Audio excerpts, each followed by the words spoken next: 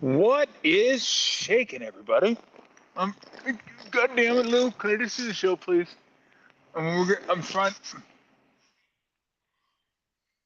You see it? Okay, well, at least nothing's changed. Not much, anyway. I'm taking Lou for a walk, and I just wanted to touch base with you guys. I haven't been on in, God, it's been over a month now. So I haven't been out very often. This is about the fifth or sixth walk that I've taken Lou on. So I mean, look, Lou doesn't care. Lou wants to go. She doesn't care about me letting you know what I've been up to, letting you know what's going on with the show, and she just does not care at all. Do you? No. So you'll probably hear her bark a little bit. We got dogs. We got walking by. As you can see, we got the ocean in the background. This is our little trail here in Alameda. That dude's moving right there. I mean, not really, but if I was moving that fast, I'd be like psyched right now if I was moving like that dude. I used to like make fun of those people, the hip swivelers, the guys that do, the girls that do the fast walk where they swivel their hips, and you're like, bro, come on, are we really doing the hip swiveling now? I might start doing the hip swiveling, maybe not, maybe not. I'm not. I haven't gone that far yet. To be a hip swiveler. So anyway, let's get to it. So it was kind of abrupt.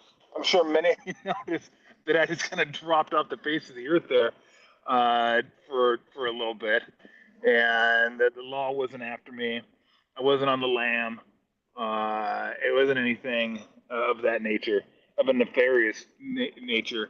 But what had happened was, those of you that remember, 9 years ago, I had an aortic dissection, which is where your aorta just kind of unravels. Not good. If your aorta unravels and you're not near or in a hospital, which luckily I was, then you're probably toast at that point. It's probably over. So I think that's what did in John Ritter. If you remember, I think that's his name from Three's Company. I think that's what that actually got him an aortic dissection. So anyway, I had that 9 years ago, and I knew at some point I probably have to have my aorta worked on, go in there and clean things up and do things. Because what happened was I had some other stuff that they needed to take care of, but because it was a life or death situation, they just wanted to make sure I was fine, take care of the aorta. We're good. Put a graft in. Good to go. We'll get back and get the other stuff when we need to. So fast forward 9 years. And you know me, I like to go for walks 4 or 5 miles a day, 4 or 5 days a week, get out and stay in shape.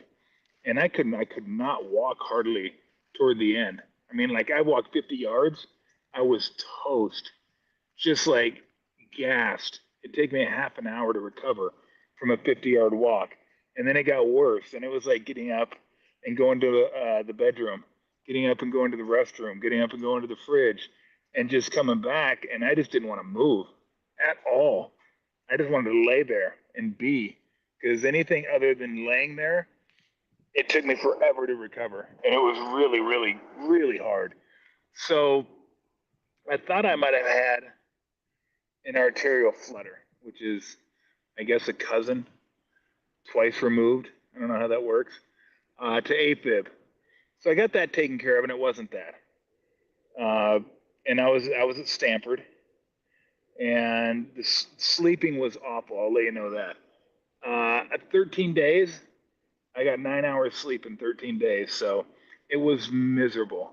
When I tell you that 10 to 13 of my worst days on Earth have been in the last month, trust me, it's been a grind getting this thing taken care of. They couldn't figure out what it was. Couldn't figure out why I was having the problems. They thought it was the flutter, and it wasn't. Come to find out, the graft they put in 9 years ago was 70% torn away from the aorta. So the way they explained it to me, my heart was working twice as hard at all times and working at about 50% efficiency. So I had blood coming out of the aorta, pumping into my body, but it was also going back into the aorta. So it was fighting upstream. It's like an undercurrent, undertow, where it's just the water going out is fighting, trying to get out. So that's why I was just so gassed all the time. The blood wasn't getting to where it needed to get to. And it was, so anyway, so they figured it out, finally figured it out what it was. And I'd been carrying a ton of water weight on my person. In 4 days, they took 30 pounds of fluid off of me. You realize how much pissing that is? The word diuretic gives me the cold sweats right now.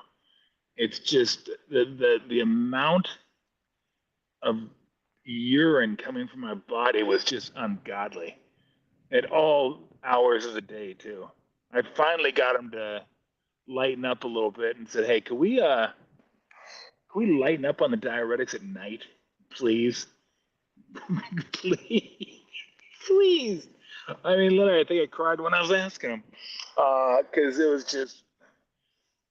was tough. So anyway, so we get to the point where my weight was down enough to where they could perform the surgery, do the surgery, get that done. And then I was in the hospital for like 4 days, 5 days after that. I think 3 weeks total. I was in the hospital, 2, 3 weeks, something like that.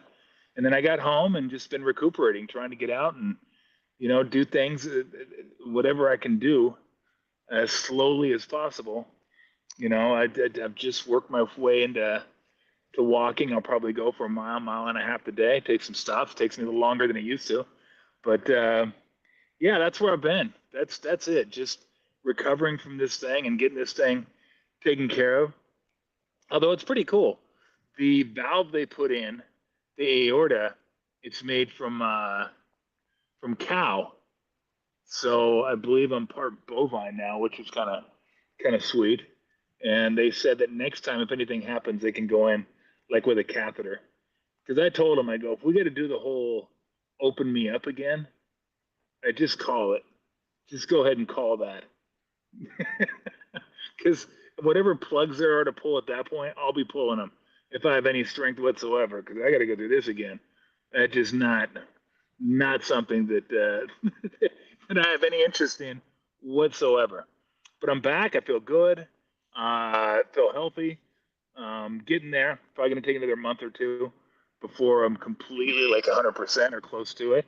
I'm going to start doing Warrior games fairly soon, so I'm looking forward to that. Been watching all these games from the sidelines, and watching the Warriors and watching my Wildcats, and getting caught up a little bit on college basketball. I've watched more college basketball in the last month than I probably have all year long. So watching that, getting ready for the baseball season. Although I did miss a lot when I was in the hospital. It was either I was watching all the sports shows. It's so mind numbing. It really is. Like when you're watching it, you're like, God, this is really stupid. Like 3 days of Bill Belichick, 3 days of people ranting and raving over whether Bill Belichick should have been a first ballot Hall of Famer. I was like, hey, can I help you guys out? I can do this in like a minute for you. Yes, he should have been a first ballot Hall of Famer. He was an asshole. Some people didn't like him. He cheated. He's also one of the greatest coaches of all time, and he'll get in. Did I miss anything? I think we're good. I think we're solid. Everybody kept saying you can't write the history of football without including Bill Belichick. I was like, people, he's getting in. They're not keeping him out forever. This isn't Barry Bonds. This isn't A-Rod. This isn't Roger Clemens. He's going to get in next time. Then Bill Belichick will be in the Hall of Fame. No one's going to try to write the history of football without mentioning Bill Belichick. So, but 3 days, like 3 days on that. It was like unbelievable. I was like, I can't. Where's guys' grocery games? Give me guys' grocery games, or give me Chopped. Chopped. Now that's the show. I was loving Chopped when I was in the hospital. Made me hungry, although I didn't have an appetite. But Chopped, that's a banger. Get a box, get your mystery ingredients, and then you just go to work, see what you can make out of it. So a lot of Chopped, a lot of guys' grocery games, a lot of Food Network. It was interesting. I wanted to watch the Food Network a lot when I was in the hospital, but I wasn't that hungry, and it didn't really appeal to me at the time. But whatever. And then I watched all the sports shows. So anyhow, we'll get into all that next week. Brent Jones is going to join me. Steve Kerr will join me. We'll get back to doing regular schedule broadcasts. Hopefully, Drew Amenda. We'll talk a little Olympic hockey, a little Macklin Celebrini.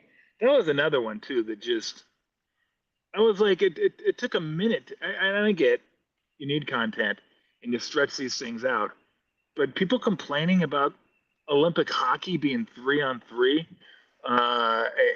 in extras, like, well, we, those are the rules. Those have been the rules. We can complain about it now. Everyone knows it's gimmicky. No one that follows hockey thinks that's legitimate hockey. It's not legitimate hockey, but they do it during the regular season because they don't want these guys going 4 or 5 overtimes in the regular season. Why do you think they do it during the playoffs? Because it's meaningful in the playoffs, and they want to preserve the integrity of the sport during the playoffs. Do you think they'd put a guy on second base during the playoffs in baseball? Of course they wouldn't. It's as gimmicky as that. But the players want the games to end. They don't want to go forever. And in hockey, you could say, well, it's a gold medal game. I get that. And I get that the players fought to have this in the CBA. They wanted to be able to play international competition. It means a lot to them. And I think it means a lot for hockey. It grows the sport. People watch it. People totally get into it. Although I'll be curious, the Four Nations, how much bounce they had with the Four Nations, let's say 2 months after the Four Nations. I don't know. But I know everyone was into this. It was awesome to see the women and men win in OT, both 2-1. Oh, dagger for Canada. Like, when that's all you have is hockey and you just get daggered twice, that's rough. But anyway, back to the 3-on-3. John Cooper, the head coach of the Tampa Bay Lightning and Team Canada, said, it's not wrong. Yeah, we know. Nathan McKinnon said, who do you think the better team was? Although that wasn't the full quote. It'd be nice if these people put the full quote out there so you don't make someone look like an ass or someone has sour grapes. But McKinnon was right. Canada was better for probably a period and a half or 2 periods. It doesn't matter. Hellebuck was out of his ass. That guy was on his head. That one save he had on Taves with the stick. I don't know how much skill that was. A little bit of luck involved. But anyway, those are the rules. Everybody knows the rules. 3-on-3, you win. It's a little gimmicky. That's just the way it is. You think Canada would have been complaining about 3-on-3 if they had won? No. And do you think the teams whose players are playing would be happy with 4 or 5 overtimes? No. Think the Sharks would be happy with Macklin Celebrini playing 4 overtimes? No. Think the Oilers would be happy with McDavid? But no. I mean, hell, Sidney Crosby's out for weeks. Nico Rantanen of the Dallas Stars, he's out. You don't have that much of the season left. And you got the Stanley Cup playoffs coming. And guess what? Team Canada, Team USA, they're not the one footing the bill for these players. All right? When they got the direct deposit, it says Sharks, Stars, Kings, Avalanche, whatever. It didn't say Team Canada or Team USA. Okay? So if I'm paying for this player, yeah, I'd like to have him healthy come playoff time. That would be nice. So yeah, for a lot of reasons, it's 3-on-3. Is it perfect? No, it's not perfect. But everyone knows the rules. Those are the rules. USA wins, and that's just the way it was. Last thing I'll say before I get out of here, and I'm glad I missed this.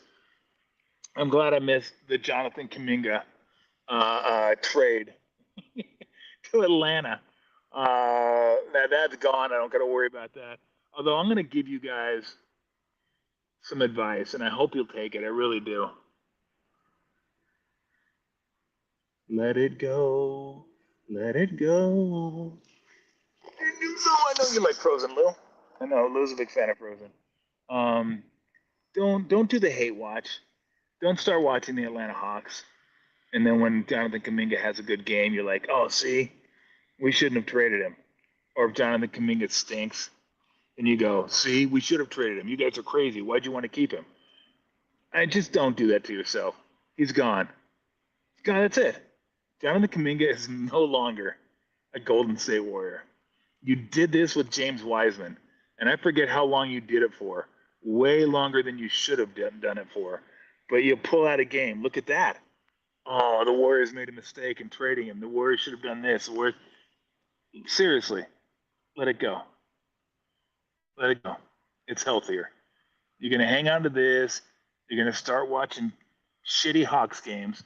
Who wants to watch Hawks games? No one wants to watch Hawks games. Hawks fans don't even want to watch Hawks games. And look, I hope Kuminga has a nice career. But it wasn't going to work here. I'll tell you that. But I know some of you have to prove that you were right. So you're going to watch Hawks games. But I'm trying to help you out here. I'm trying to help you. You don't need to follow Jonathan Kuminga unless you're just a Kuminga fan. But don't do it just to say I told you so. Don't be miserable. Don't be a miserable son of a bitch, all right? And don't try to use it as a way to lessen Steve Kerr's impact on this team and what he has meant to the 4 championships. I'm going to curse here in a minute, just because I have to get this off my chest. But anybody that thinks the Warriors won just because of the talent and point to that as the reason Steve Kerr won 4 championships with the Warriors was just because of the talent, let me refer you to Red Auerbach, to Pat Riley, to Greg Popovich, to Phil Jackson. All teams have talent, you dense motherfuckers. Okay? I try not to curse a lot, but you people kill me. You think you win championships without talent. It's about the players first and foremost.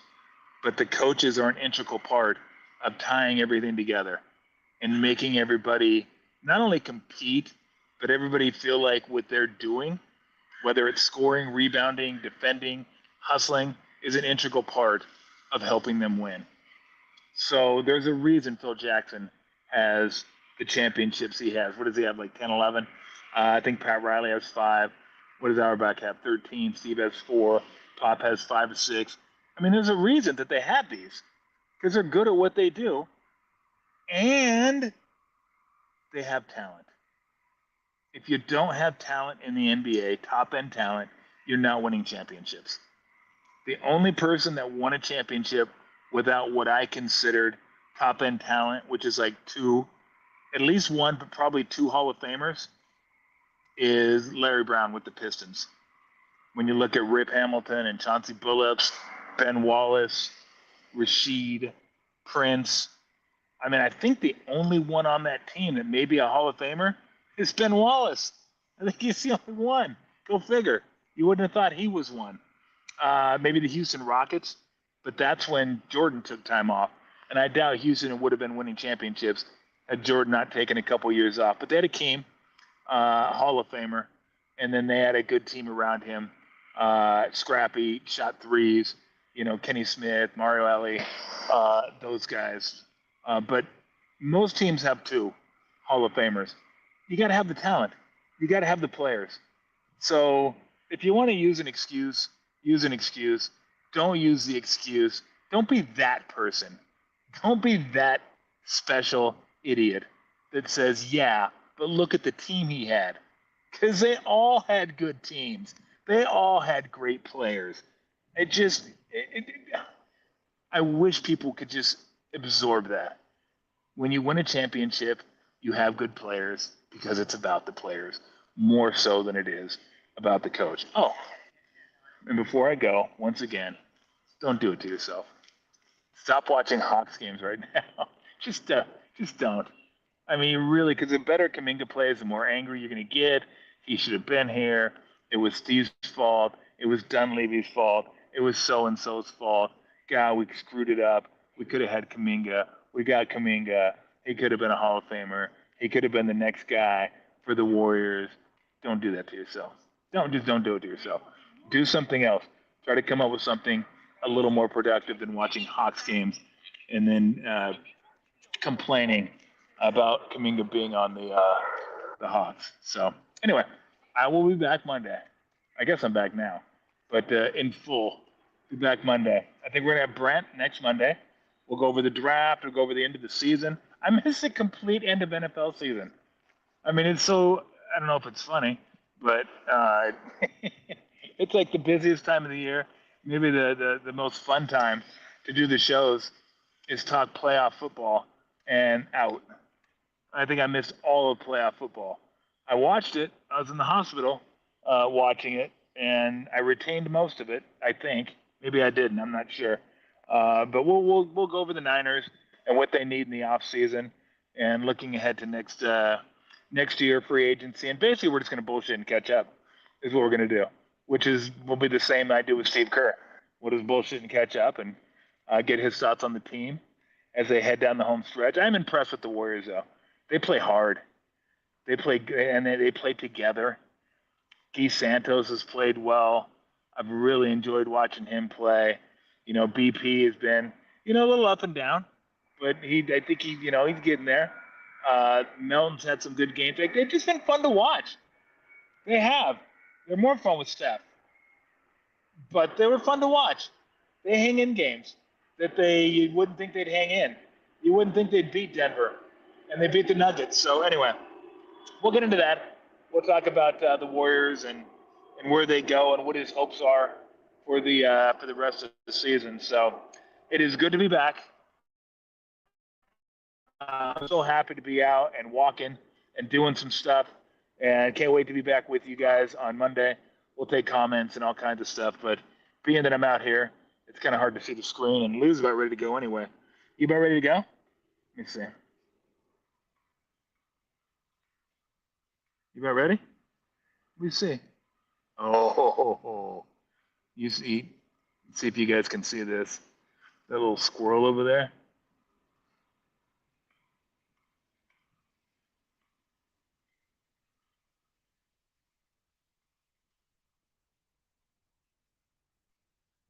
She's locked in. I better get my hand on the leash here, because if she goes running, she ain't stopping until she catches it. Look at that. Hey. All right. It's getting boring now. There's a bunch of them out. Because the weather's great. Weather's like 70 today. It's awesome. Great walking weather. So everybody have a great weekend. I'm not even sure what's going on. And we'll have some, I got some fun Giant stuff for you too that we're going to do this year for the Giants. We have Drew Amenda talking hockey with me, and then Steve talks basketball with me, and Brent talks football with me, and we're going to have somebody on hopefully that can talk some baseball occasionally. Talk some Giants, but big picture baseball too. I want to get into the league this year and talk a little bit about what's going on around Major League Baseball throughout the year. So anyway, hope everybody has a great weekend. Enjoy yourselves, and we will talk again on Monday. See ya. And remember this, Tommy T, cash and tickets is what it's all about.